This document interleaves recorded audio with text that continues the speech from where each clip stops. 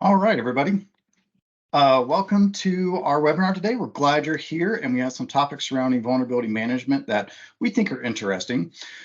Our goal for today is going to be to give you kind of 9 actions that you can do right now to improve your security and safety posture. We're focused around vulnerability management. Towards the end of our session today, we do aim to have some time for any questions you've got, so feel free to hold on to those as we go through, and we'll find some time at the end to take those questions for you. All right, so just a quick introduction to Secure IT 360, myself, and we'll just lay the groundwork for some assumptions here. If you've not heard of Secure IT 360 before, we are a full-service, specialized cybersecurity and compliance consulting firm. We've got offices in Birmingham, Alabama, and Kansas City, Missouri.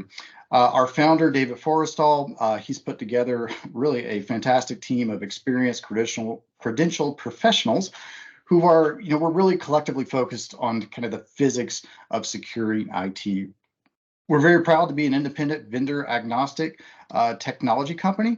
We're focused on developing programs and systems specifically catered to our clients' needs. We know not two clients are not the same, so we've got to help our clients customize it to what they really need.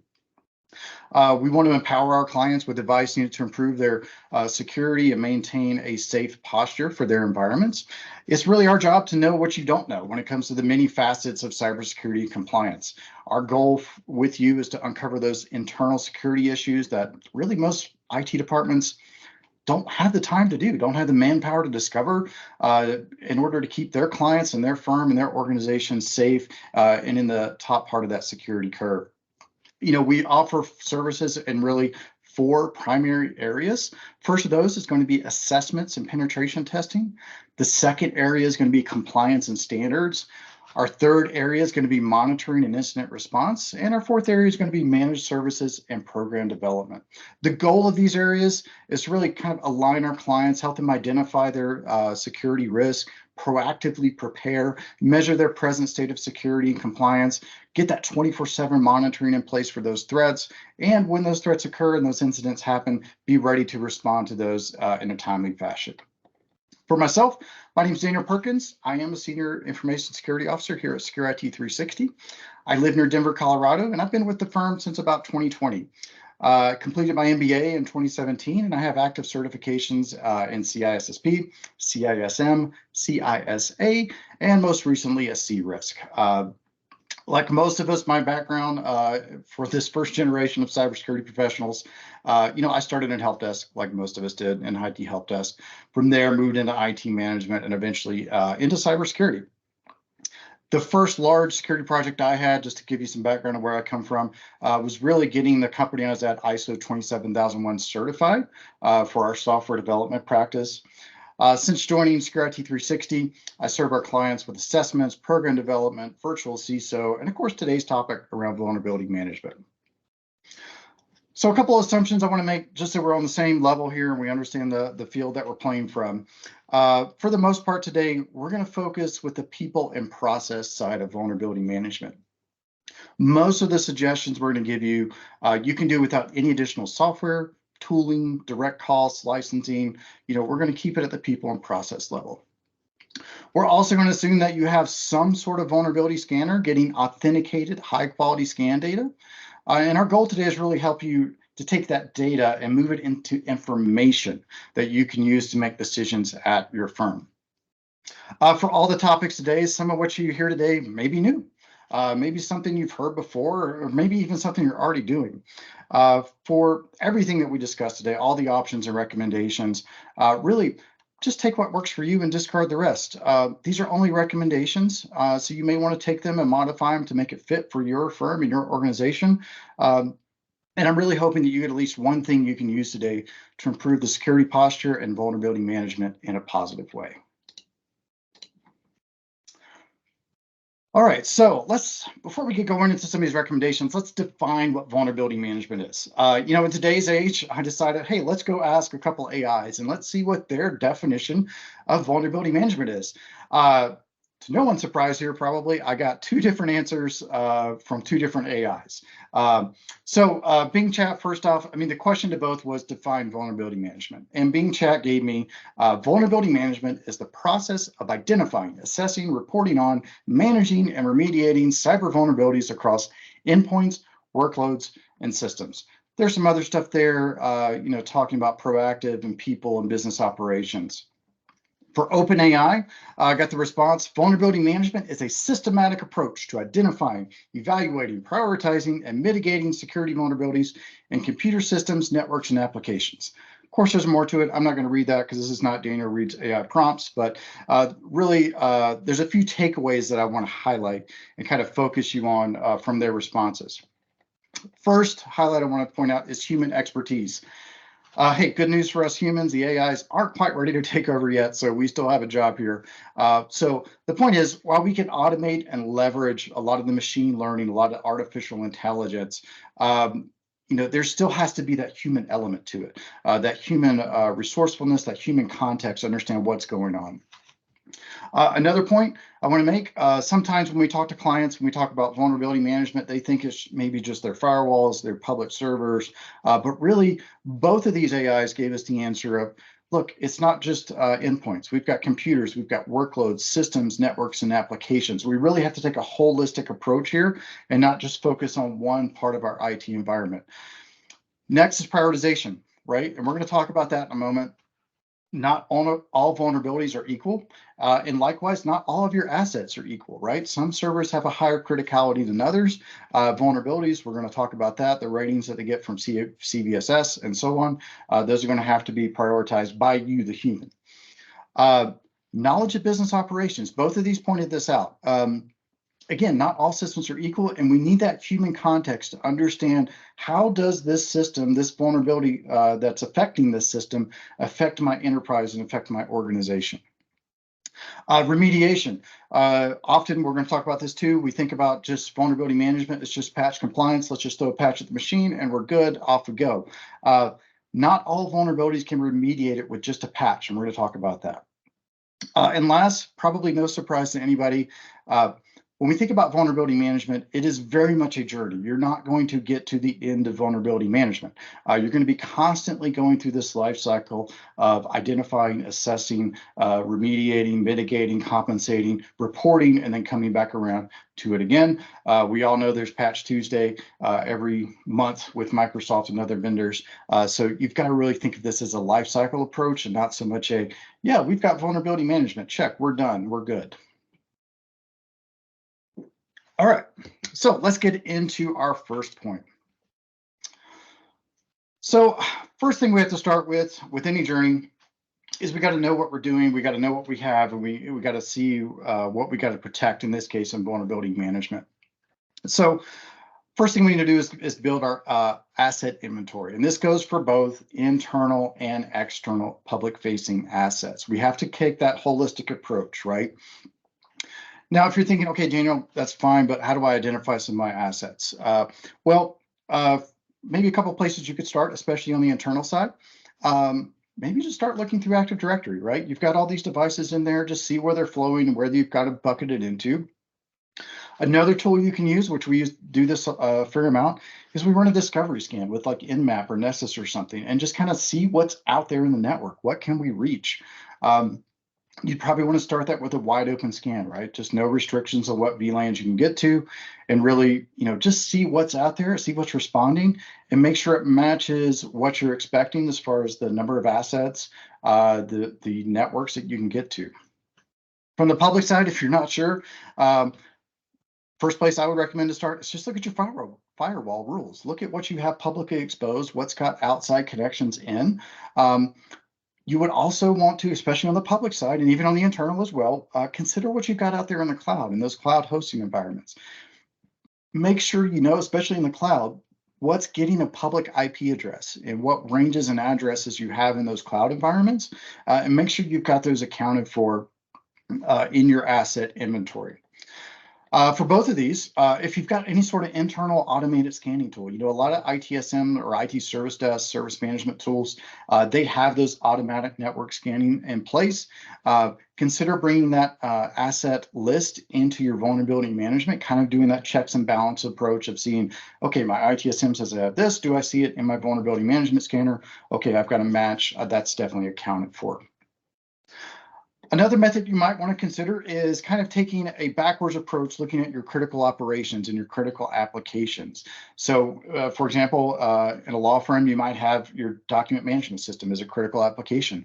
We'll kind of flow backwards from that. Understand, okay, how do my users interact with the DMS? What's hosting those applications? What sort of dependencies do I have when it comes to networking equipment, firewalls, servers, application databases? So kind of taking a backwards approach, and you can even use this to kind of pivot into a business impact assessment.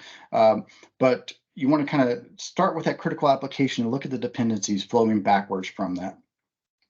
And the last point I want to make here is around checking your scanner configuration. So as we've kind of been building this list, we know what assets we need to have in our vulnerability scanner. We want to make sure that we check our configuration and make sure we've got everything accounted for, right? And there's two elements I wanted you to focus on here is, first off, of course, is making sure we've got all of those assets accounted for. We've got the IP addresses, machine names, and so forth accounted for. But the other part of that is making sure you're getting authenticated high quality data. So making sure that you've got whatever SSH creds you need, Windows credentials, making sure those are properly configured in your scanner so you're getting that high quality data. And around that, personal experience wise, I've been working with clients and we've been kind of identifying where we thought we had everything. And it turns out we had a gap. We did a discovery scan and we found this lab environment in the client range and found out, hey, we're not getting for these. So just because it's in a separate range and maybe it's got some extra access control around it, you may still need to make sure those are incorporated into your asset inventory because vulnerabilities can be exploited from anywhere. All right, and let's get on to point 2. So really with this, we want to kind of focus on that change management, that life cycle, and we want to look forward to where things are changing in our environment. We really can't fix and we can't protect the things we don't know about. And if what we want to identify is where we've got changes coming in. The most common changes we see here is around new systems, right? We're bringing in a new application, a new server, a new database, a new firewall, what have you, right? So as soon as you kind of kick off that project to build that system or bring it into your environment, go ahead and consider how you're going to incorporate that into your vulnerability management. We've worked with a number of clients, and unfortunately, we keep seeing this occur where taking advantage of the cloud, right? We're standing up servers in Azure, AWS, whatever. The default configuration for a lot of those servers is we've got RDP enabled, right? Or SSH enabled. And by default, maybe these things get a public IP address. So we want to make sure that we're identifying what vulnerabilities might occur with these, if they're public facing or even if they're internal, and really get ahead of it so we know what to expect when they're coming in, and so we can scan them and account for them properly. The other element around change management that we see often that can be missed is when we're decommissioning assets, when we're taking them out of the environment. We see this from time to time where, hey, we turned off this server that had 55 vulnerabilities. Hey, great, fantastic. We come back to the next month. Hey, friend, you said you turned this server off. How come it's still showing up in my scans? So just identifying when we expect changes in the environment can really help you minimize those risks and make sure we're verifying what's happening in the environment so we understand what risks might be out there related to those assets, what vulnerabilities they may be presenting that an attacker could take advantage of. The other point here, and this was a follow-up to the first point around getting that authenticated data, that quality data. What we see often is when we're bringing something new in to an environment, it's a lot easier to get those resources and the manpower and the knowledge to understand, okay, how do I get an authenticated scan off this firewall or this switch or this database server? So take that time and in the start of these engagements, of these projects and these initiatives to say, okay, you know what, I got to get in my vulnerability management. I want to get an authenticated scan. What do I need to do to authenticate against this? You know, do I need a username and password? Do I need some sort of certificate? Is it Windows authentication? Make sure my scanner account is added to that as a local admin, those types of things. So really getting ahead of it first, getting that forward look of it can really help you in the backside. Making sure you've got these things accounted for. We understand the risks and the vulnerabilities present. All right, slide 3. So as we're going through this life cycle, we're kind of building our asset list, right? We're understanding what we have.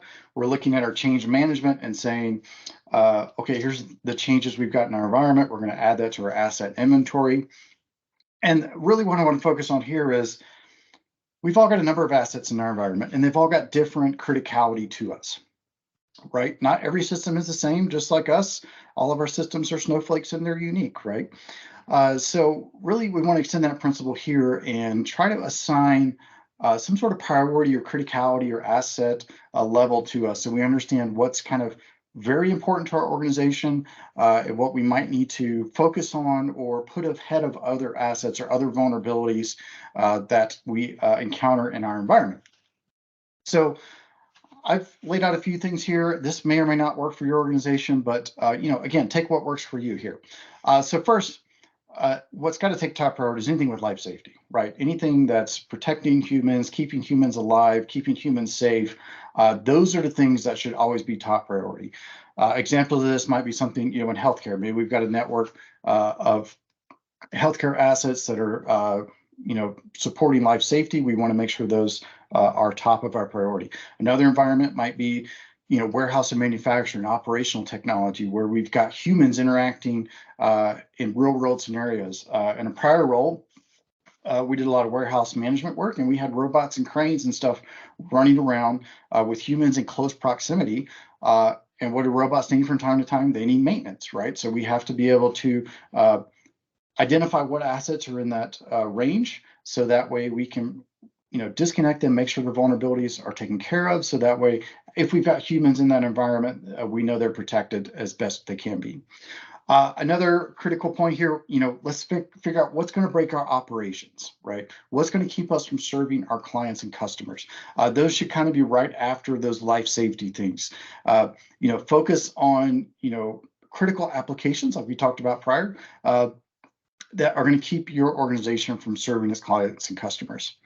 A third tier might be public facing, right? Anything that you've got externally hosted, even if it's as simple as just a public facing website that's just got your company's information.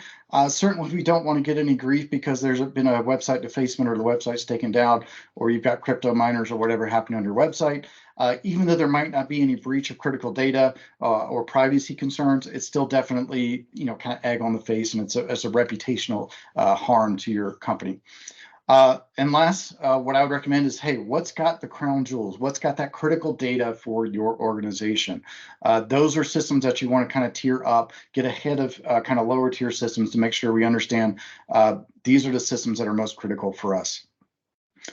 So other factors you might want to consider, what's got internet facing access, what are clients and customers using? So focus on kind of tiering out your assets so we understand, what's affecting life safety, what's stopping operations, what's publicly facing, and what's really got my my critical data that would cause harm. All right, point 4 here. So let's synthesize the fix. We've worked with a number of clients over the years, and we'll do these vulnerability scans with them. And we'll point out to them, hey, you need to resolve this vulnerability. And we'll give them, the CVE or something. And what we've observed over time is that with some vulnerabilities that we see, we'll give them the CVE. Here's the KB to go patch it. Here's the version you need to address. But there's additional configuration change. And that's what we're helping our clients with. And that's something I want to encourage you to, is that not all the time is it just throw a patch or upgrade a version and that takes care of the vulnerability.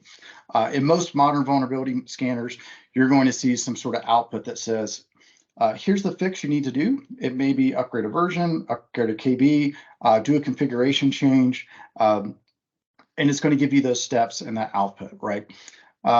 So often, I mean, probably 9 out of 10, it's really just version upgrade or throw a patch at it.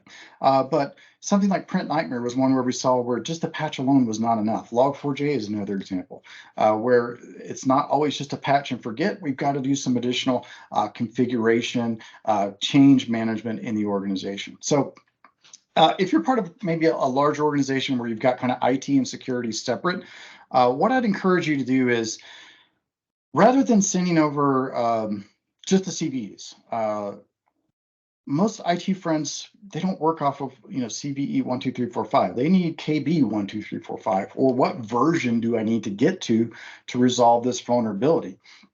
And in other cases where there is no patch available and you got to do a configuration change, again, just throwing the CVE at our IT friends is not going to help them remediate and protect your organization.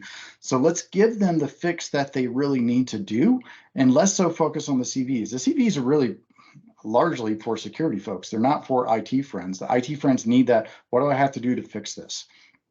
In a lot of cases, you may want to consider just removing the application, right?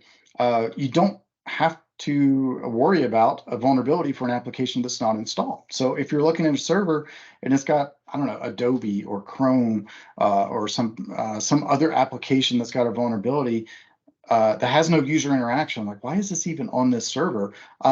Just yank it out of there. Give that instruction to your IT friends saying, hey, you can either patch Chrome on this server or you can yank it out and that fixes the vulnerability. Either way, satisfies that remediation. Another thing to point out, while it's not technically a vulnerability, and no scanner is going to give you this as a vulnerability unless there's a CVE specific to this service, the vulnerability scanners today will tell you, hey, I've discovered port 80 open, I discovered SSH open, I discovered RDP open. Kind of review that and do a kind of a sniff test and say, does the services that are available on this server make sense, right?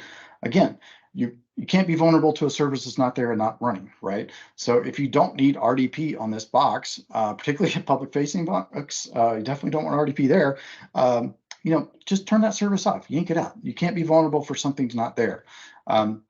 So again, here, we want to review the recommended solution from our scanners and make sure we understand what we need to do to fix the remediation. Sometimes it's just a patch and forget. Sometimes we have to do extra configuration steps and really focus on let's get to IT, or let's make sure we know what we're doing, which is getting the KB, the version number, the configuration change. One vulnerability that we see from time to time is unquoted service paths in your service count inventory, sorry. And that's not a patch you can fix. It's going to take some hands-on time with somebody looking at that machine, going through and making those configuration changes. So again, we want to focus on what we really have to do, remove it where we can, and we want to kind of take our scan data and every so often look at it and say, okay, are the services that are running on this device, on this asset, make sense, or can we prune these things off? All right, so point 5 here is around kind of ranking yourself. We've got an offensive security team, and they do a lot of external and internal application pen testing, penetration testing. And these guys really, these folks, they're very sharp and very smart. And both of us in our side of the consulting side, as well as the pen testing side, we kind of have our own ideas around CVSS scores and their rankings.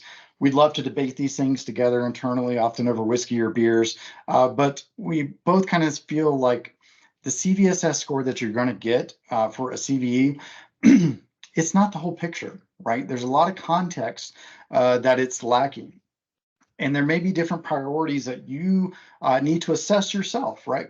This gets back to that human element that we talked about from the AIs that, that they said, hey, we've got to have this human element in here to do this assessment of these vulnerabilities. So the CVSS score may not be enough for your organization. Now, I want to be careful and say, Absolutely. Use the CVSS score as a starting point as you're doing your assessment. If it's got a score of 10, definitely want to look at it and assess it. Because there's going to be things there you need to review. And also just compliance-wise, you're likely to get a request from, let's say, external stakeholders, meaning clients and customers, saying, hey, what are you doing to assess this vulnerability or remediate it? So definitely you want to use the CVSS as a baseline, as a starting point, but there's a few things you want to consider as you're filtering through. There may be CVSS scores for vulnerabilities that maybe have a higher priority in your organization. We do see this from time to time where a CVSS 10 may not apply to your organization, but maybe there's a CVSS like score 8 or 7 that's actually more critical for your organization because, again, going back to our asset inventory and looking at our applications and understanding the criticality to our organization, hey, if this system gets popped, that's really bad for us. That could definitely impact our reputation or our clients and customers. So just looking at the CVSS alone doesn't give you the full context of what's out there that may be affecting your enterprise or your organization. Another point that we like to focus in on with our clients is really looking for what's known exploited. There's literally probably thousands, if not millions, of CVEs that get released or that have been released. And not all of them can be exploited or are known exploited, right? They may be theoretical or academic exploits. So what I'd recommend is maybe if your scanner supports this, identify those ones where we know there's an exploited vulnerability. If it doesn't support that, certainly you can go to CISA and look at their known exploited vulnerability list and match that kind of cross match it to what's in your environment. We really use that to help our clients filter through, what's critical, what's high. And again, going back to the CVSS score, we see it all the time where there's something on the known exploited vulnerability list. Without exaggerating, it was only classified as an informational. But it's on the known exploited vulnerability list. So I want to prioritize that up over maybe a critical that doesn't have a known exploit. Another one that I like to focus on is anything around remote code execution. We've definitely seen some dangerous CVEs or rated 10 that have the exploit factor is only physical access, right? Okay, well, if I've got a decent physical security program, is a CVE that's rated 10 that requires physical access to the asset as critical as maybe an RCE that's rated 8, right? Again, we've got to do that assessment and kind of that ranking and prioritizing of ourselves. So consider, how the exploit is happening, and if it's a remote code execution, that's probably more important to me because where do my end users live? They live on those remote devices and those endpoints, and so they're probably more susceptible. I keep saying this, you're going to hear this a lot, is, going back to what's critical assets, right? Maybe you've got a CVS 10 that's known exploited, that's RCE, but it's on an asset that is really low priority or has low criticality data, right? And so maybe I've got a CVSS 10 that's an RCE, maybe not known exploited, but it's an RCE, but it's on a more critical asset to my organization. So CVSS is a great foundation by all means, and use it as you do your assessment, but consider these other points around, what's known exploited, what's got a remote code execution, and again, getting back to what's most important to my organization, what's holding that critical data or critical operations for me.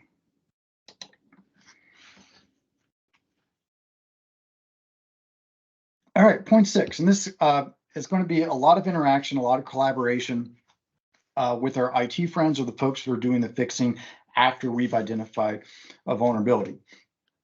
As you can probably expect, and as you've seen, I'm sure, every Patch Tuesday, there's a load of stuff that comes out from Microsoft and Adobe and Google, and the list goes on, right?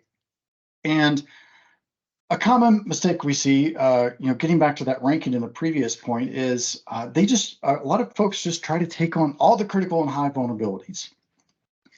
This absolutely leads to confusion.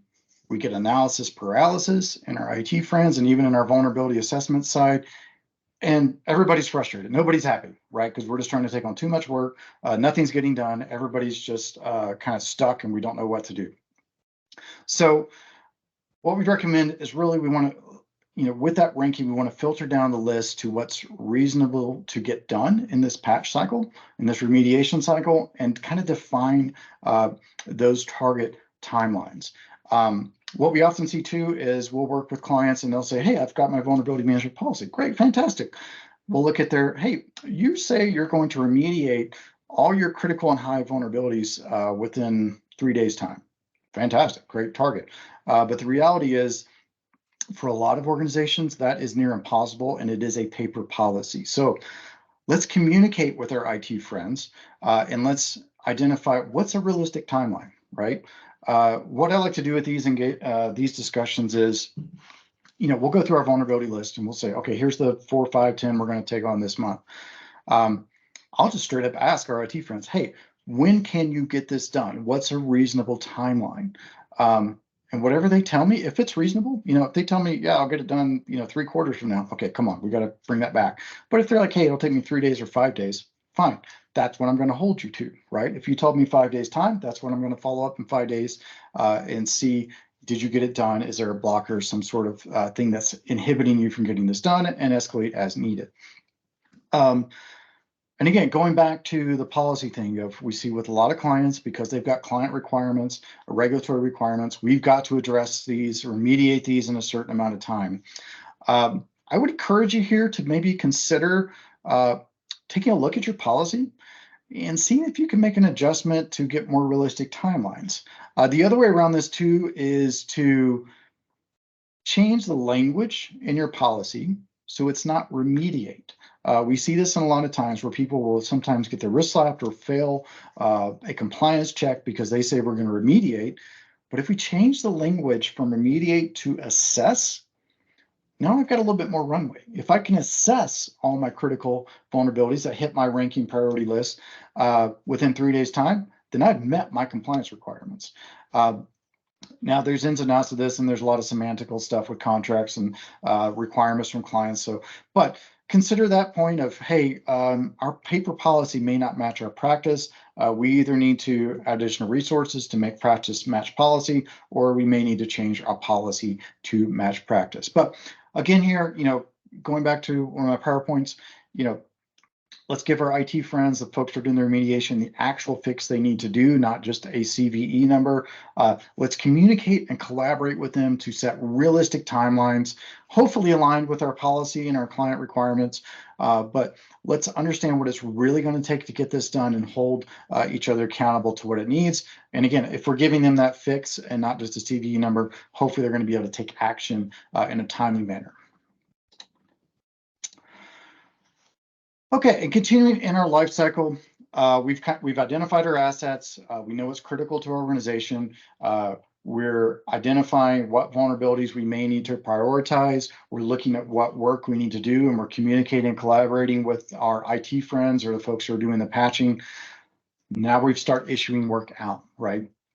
So there's a few things I want to kind of help encourage you to do as you're doing this work. And we see this a lot with our clients where, again, they'll throw a list of vulnerabilities over at the IT friends and nothing ever comes back. So if you're a relatively small shop, hey, Excel for the win, baby. Don't try to overcomplicate it, right? As you get these vulnerability assessments completed and you've got your list that you're going to work off of, maybe just build it in Excel, right? Excel's the #1 reporting tool in the world for a reason, because it's easy to use. Everybody understands it, or most people do. So just build that list in there and start working off of that, putting those timelines in there. What did we agree to? Who's going to do what? Really just kind of keeping that simple matrix and tracking of how we're moving through our vulnerability management lifecycle so that we know, what people are doing, who's doing what, and where. If you're a larger organization, maybe you've got a ticketing system, right, already set up in your environment. This is a fantastic tool to use. In some organizations we work with, it goes in as an incident. For some organizations, it goes in as a request. Whatever language or workflow that you want to use in your ticketing system, take advantage of it. There's a couple of advantages here. Number one, it gets clear communication, right? We understand clearly who's got to do what. We understand what's got to be done, what assets are in scope for this. It gets very clear of who's doing what and what's going on. The other advantage here with a lot of ticketing systems, there's an SLA involved in there, right? Based on the criticality of the ticket that goes in or the type of ticket, it will automatically get escalated or get higher visibility in your organization based on those predefined SLAs. So, take advantage of that where you can if you've got a ticketing system, or if you've got an MSP that's doing that, maybe have them drop your vulnerabilities in as tickets, maybe individually, maybe as a group set of here's all the things we're going to do. But, use that ticketing system because there's no confusion on what needs to be done. It's very clearly laid out in the ticket, and we've got those automated escalation paths. Another point here is, as we're tracking this work, we want to meet regularly, right, with our friends that are doing the remediation, doing that fix work. This can be simple. Could just be a standing meeting twice a week, once a week, whatever is the right cadence for your organization. Could be a quick email, right? Hey, here's what we've done over the past 4 days, or 3 days, or 2 days, or whatever timeline you've got specified. Here's where we're at. Here's blockers. Here's progress we made, and so on. Again, ticketing system, right? If you've already got a ticketing system, odds are there's a report that you can either automate or run manually to say, hey, what's the status of all these vulnerability tickets that we've dropped in there? And really the goal here is to get those updates from those responsible team members to see, hey, are we making forward progress? Are we blocked by something? Do you need more information? Getting that information flow back and forth. We also see from time to time where whoever is doing the remediation, they'll say, hey, Daniel, I got it done. Great, cool. But we still need to verify their work, right? So as they mark it complete and they say, yeah, they've done it, or you've done the work yourself, go back and maybe rescan it or look at the next scan cycle and say, hey, you said you fixed this, but it's not quite fixed yet. Let's see what's going on. Let's investigate, understand why did this asset not get the fix? Maybe there's some sort of configuration that's different from other servers, kind of identify, but the point is here to verify the teams are closing out those vulnerabilities, right? One of the overarching goals of vulnerability management is to eliminate that risk. And so if we're not verifying that the work is remediating that risk, we're still leaving our organization exposed. All right, point 8. So, pivoting off the last slide of tracking what we're doing, well, we can't improve where we can't monitor, and we can't measure. I think it's what that phrase is. Anyways, we need to measure and monitor what's going on. We need to use these for support, right? And this can go both ways, but we're going to talk about that. The most common thing that we'll see is we've got KPIs, right? Key performance indicators, how we're working in the environment. The most often ones that we come across with our clients or that we would recommend, first off, how many critical and high vulnerabilities do we have present in the environment, right? Another KPI, maybe the vulnerability age, right? How many are within 30 days old? How many are within 90 days old, a year old, what have you, right? Let's look at that vulnerability age as one of our key performance indicators. Another one that we use a lot is average vulnerabilities per host, right? Kind of getting an average look at our environment. If we've got, 100 hosts and 500 vulnerabilities, then I've got about 5 vulnerabilities per host on average. But I want to offer a few that maybe you're not considering or maybe you're not taking in, and that we're working with our clients to kind of elevate or take their vulnerability management game up a notch. First, asset coverage, right? This is one that we don't see enough people doing. For most organizations, you're going to want to get 100% coverage, right? We know all the vulnerabilities present in our environment. And again, this goes back to our very first point, knowing what we have, looking at our asset inventory. So as you're doing your scans, if you're expecting in your environment, we've got 250 devices between servers, endpoints, switches, whatever, right? We've got 250. If my scan data comes back and I've only got 100 assets, I know I've got a significant back. I don't have the full picture, that comprehensive look at my environment and what's going on. So you may need to go back to kind of point 1 of, okay, what am I missing in my scanner? What assets are not inventoried correctly because I've got a significant gap in my asset coverage.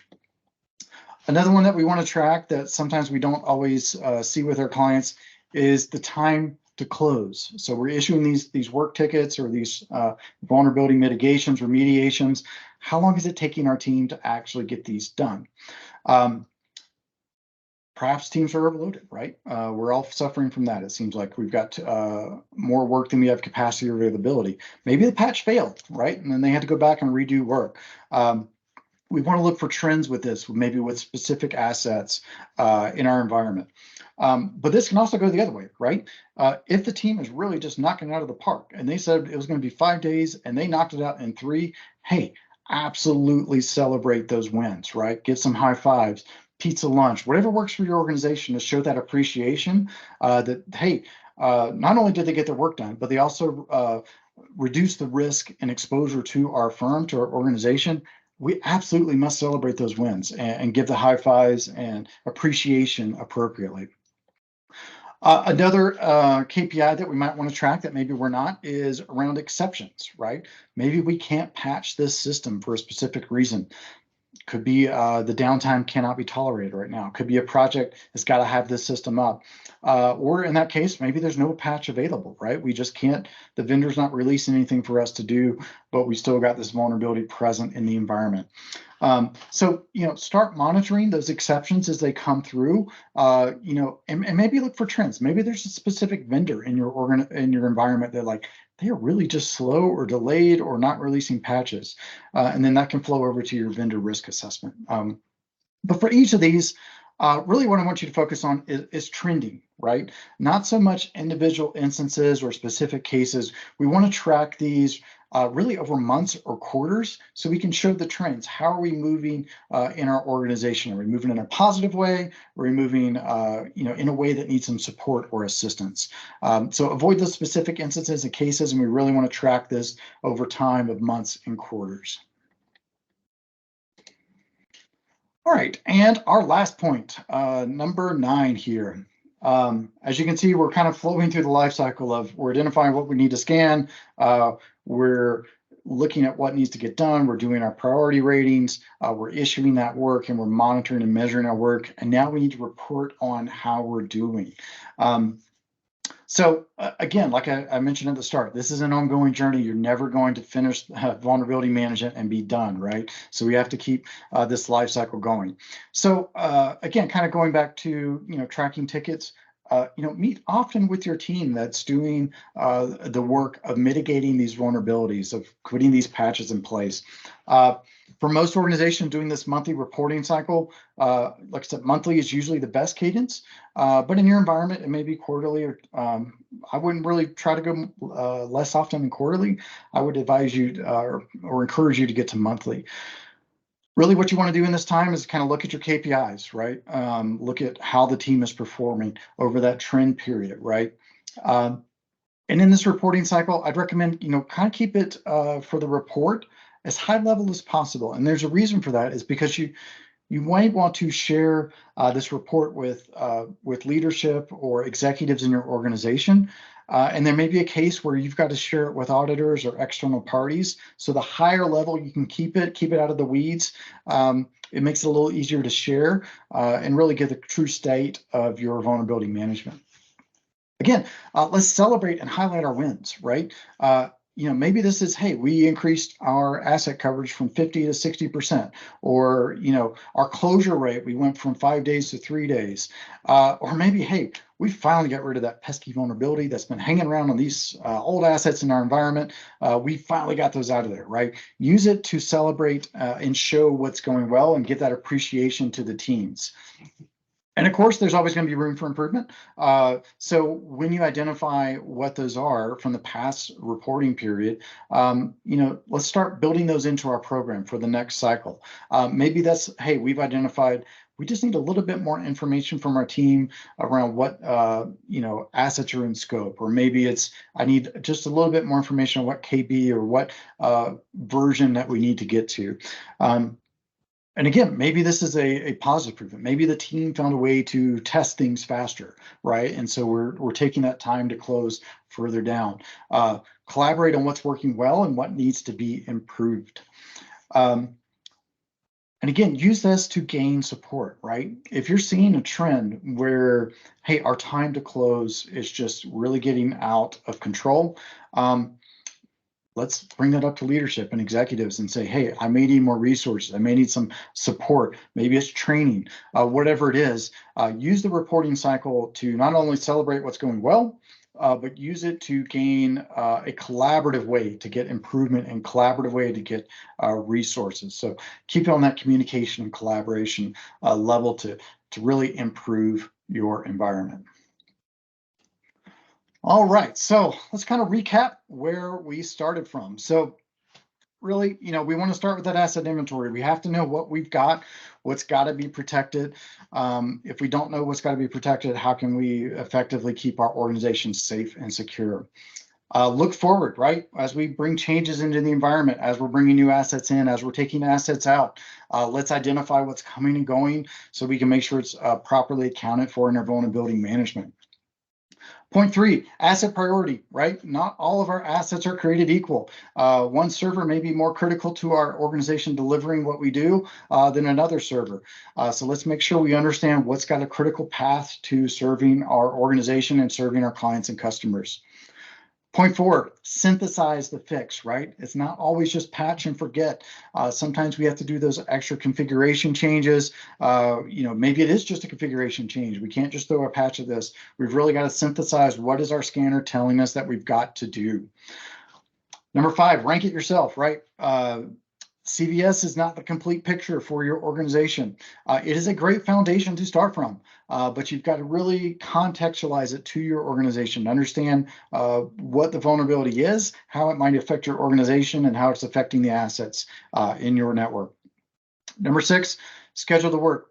Communicate, collaborate with their IT friends. Yes, we've got a policy that says we do it in 3 days, but is that realistic for us, or do we need more time or less time? Really, collaborate with our IT friends or the folks that are doing the remediation to get that work done. Point 7, track your work, right? We're issuing all this work to our friends.